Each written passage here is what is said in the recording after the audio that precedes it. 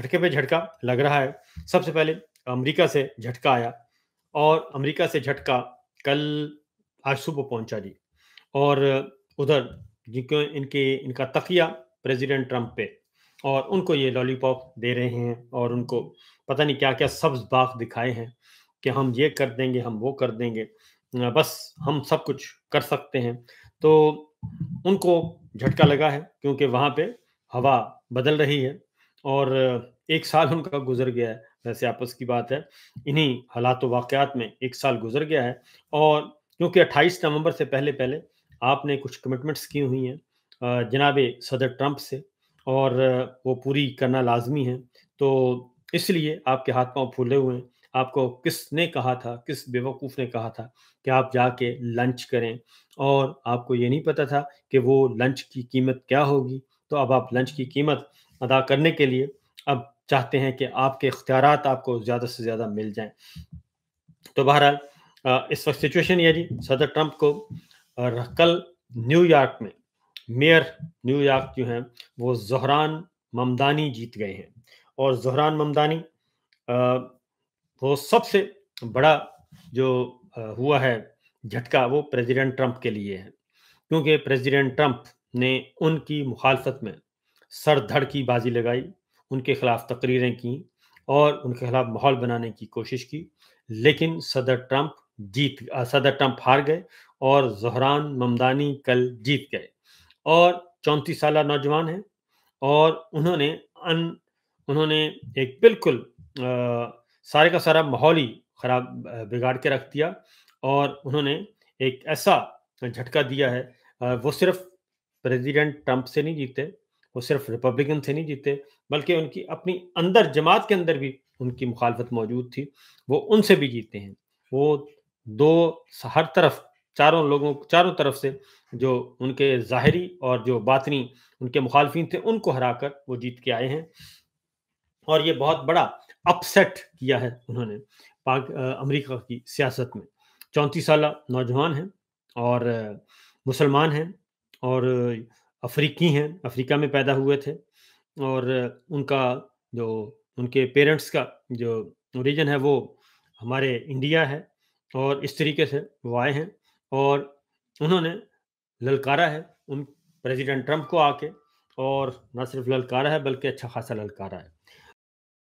तो लिहाजा ये पैगाम है जनाब field marshal general Asim Munir साहब को भी, कि उनके जो गुरु हैं सदर ट्रंप, उनको झटके लग रहे हैं और वो उधर लूज़ कर रहे हैं।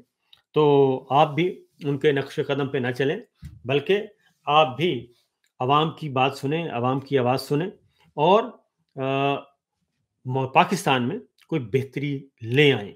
क्योंकि आज हैं आप, कल नहीं होंगे। आप फील्ड मार्शल बन के भी आपने क्या तीर मार लिया, और उसके बाद 27वीं तरमीम आ जाएगी और आप सारे इख्तियारात अपने पास ले लेंगे, तो फिर क्या हो जाएगा? क्या कौन-सा तीर आप मार लेंगे? इज़्ज़त जो है वो ज़्यादा ज़रूरी है।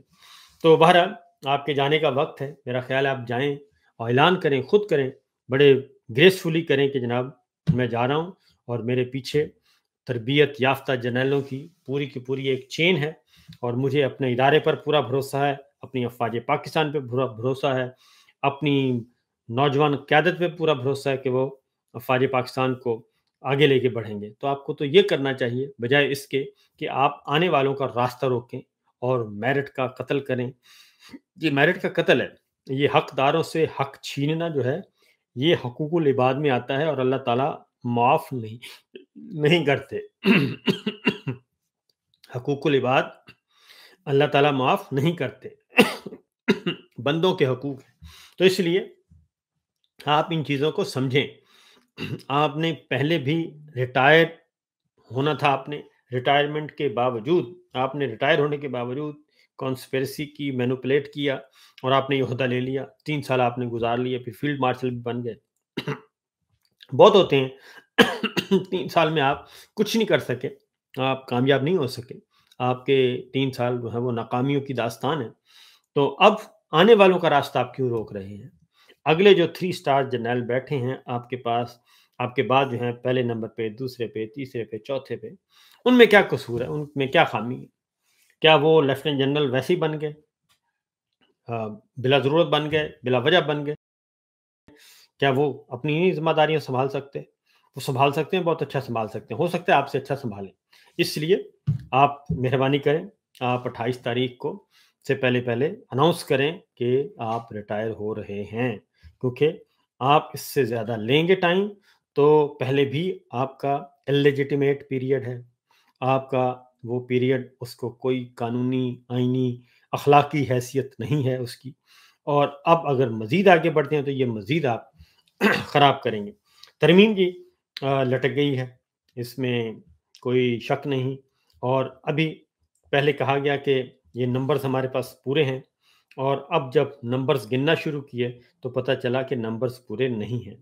پہلی بات تو یہ ہے، قومی اسمبلی میں آپ یہ جو ایک بات ذہن میں رکھیے گا، میں جب جو بھی بات کروں یہ جعلی ارکان ہیں، جتنے بھی جعلی ارکان سارے ملا بھی لیں تب بھی آپ کے نمبرز پورے نہیں ہیں، اور قومی اسمبلی میں آپ نے نمبرز پورے رکھے ہوئے ہیں، لیکن پیپلز پارٹی اور پیپلز پارٹی کے بغیر آپ نہیں کر سکتے۔ 237 ارکان کی حمایت ہے قومی اسمبلی میں، لیکن یہ بات آپ کو بتا دوں کہ جو ترمیم ہے یہ دونوں ایوانوں سے الگ الگ منظور ہونی ہے اور 2/3 اکثریت سے ہونی ہے، تو سینٹ کا نمبر جو ہے وہ آپ کے پاس نہیں ہے۔ یہاں پہ بھی آپ کے جو نمبرز ہیں، مسلم لیگ نواز کے پاس نمبرز نہیں ہیں، یہ پاکستان پیپلز پارٹی نمبرز پورے کرے گی، اور اگر کرتی ہے تو اس کا مطلب ہے پاکستان پیپلز پارٹی بھی اس آئینی قتل میں، آئین شکنی میں، آئین کو مسمار کرنے میں شامل ہے برابر کی، اور اس کے علاوہ اور کچھ نہیں، کم از کم نرم سے نرم الفاظ میں یہی ہے، کیونکہ پیپلز پارٹی کے جو ہیں 224 ارکان درکار ہوتے ہیں جی، تو اس میں صرف 125 ارکان ہیں مسلم لیگ نواز کے پاس، اور 224 میں تو 99 ممبرز ان کے ان کی پارٹی میں نہیں ہیں۔ اس کے بعد پیپلز پارٹی کے 74 ارکان ہیں، متحدہ قومی موومنٹ اور متحدہ قومی موومنٹ ایم کیو ایم جو ہے اس کے 22 ارکان ہیں، اور 22 کے 22 فارم 47 والے ہیں، جعلی فارم 47 والے ہیں، ہارے ہوئے ہیں سارے کے سارے، اور جو مسلم لیگ نواز کے ہیں اس میں یہ 125 ہیں، اس میں سے 100 ہارے ہوئے ہیں، فارم 47 والے ہیں، جعلی فارم 47 والے، انکلوڈنگ میاں صاحب کے، تو میاں صاحبان کے، بلکہ ان کی پیٹیشنز ابھی تک پڑی ہیں ادھر، تو 20 لوگ ہیں آپ کے، اور 20 لوگوں کے پاس اوریجنل جو ہے وہ جینون مینڈیٹ ہے، اور وہ 20 ایم این اے جو ہیں وہ آئین کو برباد کرنے پہ تلے ہوئے ہیں، اور ان کے ذریعے آپ آئینی ترمیم کروا رہے ہیں، باقی سارے فارم 47 والے ہیں، مسلم لیگ کاف سارے فارم 47 والے ہیں، اور استحکام پاکستان پارٹی فارم 47 والے ہیں، کوئی ایک سیٹ بھی وہ نہیں جیتے، سلمان اکرم راجہ صاحب جیتے ہوئے ہیں لاہور سے، اور ابھی ان سے اون چودھری سے، اور کافلی کے گجرات سے چودھری پرویز الہی صاحب اینڈ کمپنی، وہ ان کی فیملی جیتی ہوئی ہے، تو وہ بھی جعلی ہیں آپ کے، کافلی ایک بھی ان کی سیٹ جو ہے وہ فارم 45 والی نہیں ہے، ایم کیو ایم کی ایک سیٹ بھی فارم 45 والی نہیں ہے، تو استحکام پاکستان پارٹی ان کا بھی یہی حال ہے، ان کو بھی اسی طریقے سے ووٹ ملے ہوئے ہیں، اور پھر مسلم لیگ مسلم لیگ ضیاء شوکت بسرہ صاحب ابھی تک پیچھے پیچھے ہیں ان کے، نیشنل پارٹی، بلوچستان عوامی پارٹی، اور بلوچستان عوامی پارٹی کے بعد یعنی کہ باپ پارٹی جو ہے وہ سارے کے سارے آپ کے فارم 47 والے ہیں، 4 آزاد ارکان ہیں، پھر اس کے بعد قومی اسمبلی میں تو اپوزیشن کے 89 ارکان موجود ہیں جی، پی ٹی آئی کے، اور وہ ظاہر ہے جو جینون جن کے پاس فارم 45 ہے، اور اس کے پاس پی ٹی آئی کے پاس 76 ہیں، پھر جے یو آئی فے ہے 10 ارکان، اس میں بھی جو مخصوص نشستیں ہیں وہ فارم 47 والی ہیں ساری کی ساری، جے یو آئی کے پاس بھی، Balochistan national party B N P اور مجلس وحدت المسلمین اور پختونخوا ملی عوامی پارٹی، ان کا ایک ایک ممبرز ہے۔ اب آتے ہیں سینٹ میں، اصل پرابلم ہے ان کو سینٹ میں یہ سارے فارم 47 والے جمع بھی ہو جائیں تب بھی ان کے پاس 2/3 اکثریت نہیں بنتی، اور اب یہ کہ کس کو لینا پڑے گا، یہ میں آپ کو بتا دیتا ہوں کہ سینٹ میں جی 2/3 اکثریت کے لیے عوامی نیشنل پارٹی اور جمعیت علماء اسلام، جے یو آئی، مولانا فضل الرحمان صاحب یا پھر احمد ولی خان، ان دونوں کی حمایت درکار ہے، اور یہ دونوں حمایت کریں گے اور تو تب جا کے ان کے نمبرز پورے ہوتے ہیں۔ سینٹ میں حکمراں اتحاد کے ارکان کی تعداد ہے 61 اور اپوزیشن ارکان کی تعداد ہے 35 اور 64 ارکان کی ضرورت ہے 64 کی، تو ان کے پاس 64 نمبر نہیں ہے۔ اور پیپلز پارٹی کے 26 ہیں، مسلم لیگ نون کے 20 ہیں، یہ بھی فارم 45 کے نتیجے میں یہ مارز وجود میں آئے ہیں صوبائی اسمبلیوں سے۔ اور ایم کیو ایم کا بھی یہی حال ہے، نیشنل پارٹی کا ایک سینٹ ہے۔ اور اب اس میں چاہیے جی مولانا فضل الرحمان صاحب کے یا تو 3 ممبر ملیں یا عوامی نیشنل پارٹی کے 3 ممبر ملیں، تو ان کی جا کے بات بنتی ہے۔ اب آگے بڑھتے ہیں کہ پھر اب یہ کیا کریں گے۔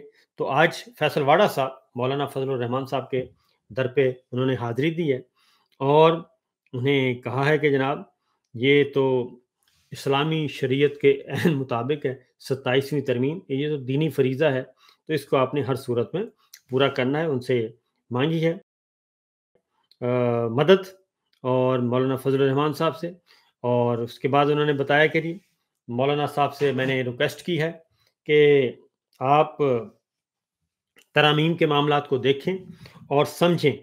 مولانا فضل الرحمان صاحب بڑے مضبوط سیاستدان ہیں اور ہمیشہ پاکستان کا ساتھ دیا ہے، اور یہ فیصل واڈا کہہ رہے ہیں۔